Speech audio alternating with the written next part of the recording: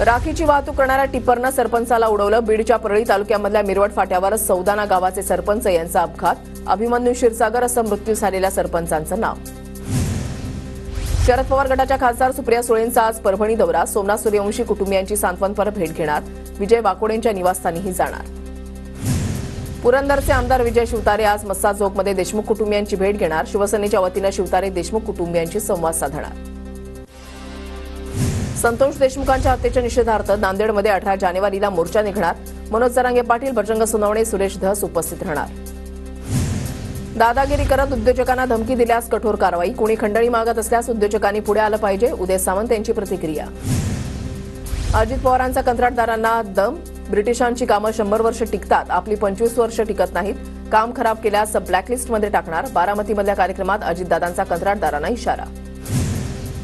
सोलापूरच्या करमाळा तालुक्यामध्ये चेन्नई एक्सप्रेसवर दगडफेक। वाशिमे ते पारेवाडी रेल्वे स्टेशन दरम्यान दगडफेक। दगडफेकीमध्ये गाडीची काच फुटली तर एक प्रवासी किरकोळ जखमी। 2 जानेवारीनंतर आणखीन एक घटना। पुण्यामधल्या पोर्शे कार प्रकरणामध्ये पुरवणीत दोषारोपपत्र दाखल। आरोपी अरुण कुमार सिंग यांच्या विरोधात 477 पानांचं पुरवणी दोषारोपपत्र दाखल।